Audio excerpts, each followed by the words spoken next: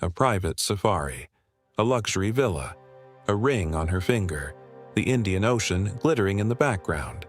This was Ashley Janae's life on April 1st, and it looked like everything. She was 31 years old, she had just gotten engaged. She was on the trip of a lifetime, and she posted it all because that was who Ashlee was, a woman who shared her joy without apology.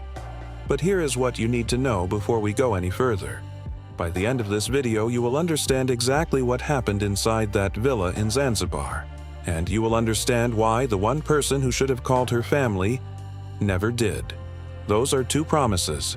We are keeping both. Now, let's go back to the beginning, because Ashley Janae did not stumble into her life. She built it. She was born and raised in New Jersey. Sharp, ambitious, full of energy. The turning point came from a bet. Her best friend landed a job in Miami and needed company for the drive down. Ashlee rode along, no strings attached. Her flight home was booked for Monday. By Wednesday, she had a job. She went back to Jersey, packed her things, and never looked back. Miami suited her. She started modeling. She worked her way into music videos alongside Rick Ross, Migos, and Meek Mill. That is not luck. That is a woman who outworked the room every single time. By her early 30s, Ashlee had built a real Instagram presence. She was creating content. She was growing a brand. She looked happy. She looked like the kind of woman young girls screenshot and save as a goal. And then came Joe. And then came Zanzibar. And then nothing was ever the same again. If this case matters to you, hit subscribe right now, as this story is not over. And this channel is not done telling it. Every case matters. Every clue counts. But before we get to what happened inside that villa, you need to know exactly who she was in that villa with. His name is Joe McCaine, and his background matters to this case. On paper, Joe was impressive. Over 2 decades across Wall Street and Silicon Valley, senior director at Microsoft, advisory board seats. He ran a quantitative crypto trading operation at a San Francisco hedge fund. In 2024, his fund ranked as the #1 performing fund globally, not just in crypto, across every asset class on Earth. Forbes covered him. TechCrunch covered him. The Wall Street Journal covered him. He called his company Asymmetric Financial. Sit with that word, asymmetric. It refers to a situation where one side holds more information than the other. More knowledge, more power, more control. Remember that word, because it describes more than just his fund. Now here is promise 1 delivered. The relationship dynamic you need to see. Ashlee posted Joe constantly.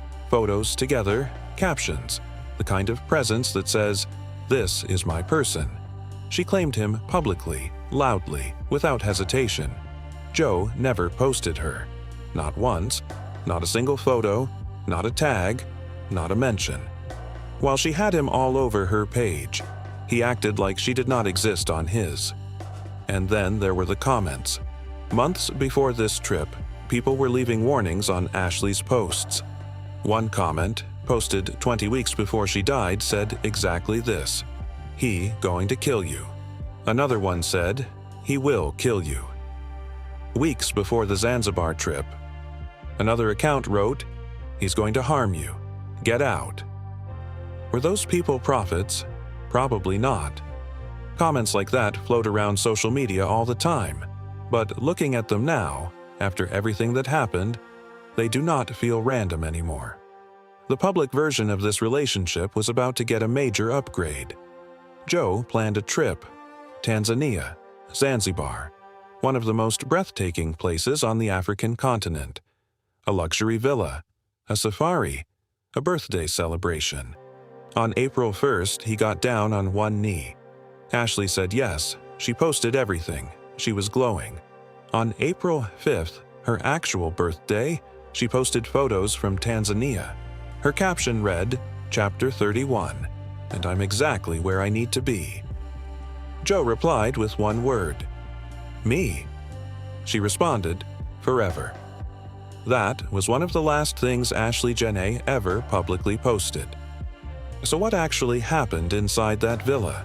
Here is what we know, and here is what Joe himself told authorities. Ashley Jana was found unconscious inside her villa at the Zanzibar resort. She was rushed to a local hospital. Hours later, her death was confirmed. Joe McCaine told Tanzanian authorities that Ashlee had died by suicide by hanging. Let that sit. A woman who had just gotten engaged, who had just turned 31, who had posted hours earlier that she was exactly where she needed to be, whose closest friends say she showed zero signs of being in that darkness. That is what he told them. Here is Promise 2 delivered. Here is what the people who actually knew Ashlee said. The family released a formal statement. Here is what they said, word for word. Nothing about this loss feels real. One moment she was celebrating love, life, in truly Ashlee fashion, and the next she was gone. They called the circumstances suspicious. They said the questions surrounding her passing remain unanswered, and they asked the public to treat anything not coming directly from them as unverified. Ashlee's close friend and PR specialist, Savannah Britt, went straight to X and did not hold back. Her post went viral almost immediately. She wrote, "We need justice for my friend." Ashley Jana was found dead in her hotel in Tanzania. Her fiancé, Joe McCaine, claims she hung herself. Anyone who knows Ash knows she would never commit. We need answers. That post cracked everything open. Now here are 5 reasons the suicide claim does not hold up under scrutiny. 1. She posted joy publicly within hours of her death. 2. Every person close to her says this did not fit her state of mind. 3. Her family used the word suspicious, not grief-stricken confusion. Suspicious. 4. The only cause of death on record is the one the suspect himself provided. 5. No independent autopsy results have been publicly released. No toxicology. Nothing confirmed by any authority outside of Joe's own account. The people saying this does not fit are not strangers on the internet. They are the people who knew her laugh, her energy, the way she moved through a room. And they are saying, loudly and clearly, that none of this adds up. Her best friend had to find out through a tweet. Her family had to find out through the U.S. Embassy. Drop a comment. Who should have made that call first? While Ashlee's family was getting that call from the embassy, Joe McCaine was online. And what he was doing will tell you everything you need to know. Ashlee's family did not hear from Joe McCaine. Not a phone call, not a message, not a single word. They found out their daughter was dead through the U.S. Embassy, because Ashlee's emergency contact information was on file with her passport. The embassy reached them.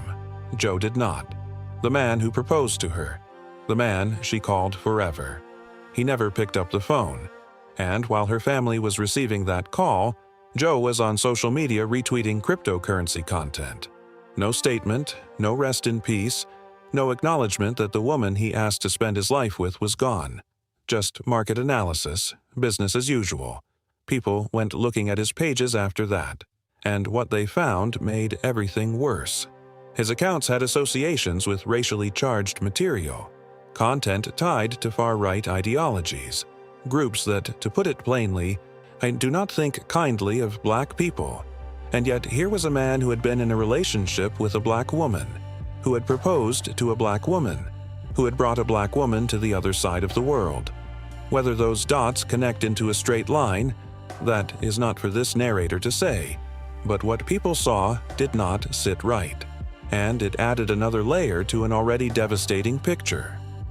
As of the time of reporting, no public autopsy results, no toxicology report, no confirmed official cause of death beyond Joe's own account. Reports of an arrest circulated on social media, but Tanzanian authorities had not officially confirmed anything. No charges, no court date, nothing on record. The only version of events that exists right now is the version Joe McCaine wrote himself. Drop a comment right now. Do you think justice is coming for Ashlee? I read every single one. While her family was getting that embassy call, he was posting about market conditions. Tell me what you think about that. Here is what we are left with: an open investigation, an unverified arrest, and a family an ocean away still waiting for someone to say her name with authority. Ashley Janae Robinson was a Jersey girl who bet on herself and won. She drove to Miami on a whim and never looked back. She worked her way into rooms most people only dream about. She built something real, a following, a brand, a life that looked like it was only getting started. Her last post said, "Chapter 31, and I'm exactly where I need to be." Joe replied, "Me," she said, "forever." Those were some of the last words she ever posted publicly.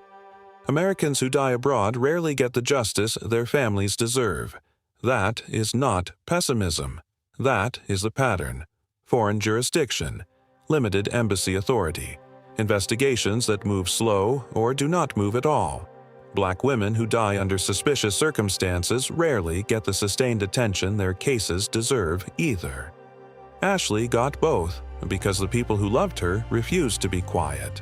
But attention is not justice, and headlines are not answers. The investigation is ongoing. No confirmed cause of death, no confirmed arrest. A family still waiting. Chapter 31 was supposed to be a beginning. She never got to write Chapter 32. We are watching. We are not forgetting. Her last words online were forever. Leave her name in the comments so the algorithm keeps pushing her story. Say her name. Subscribe to KL Yent Case and turn on notifications right now. Every case matters. Every clue counts.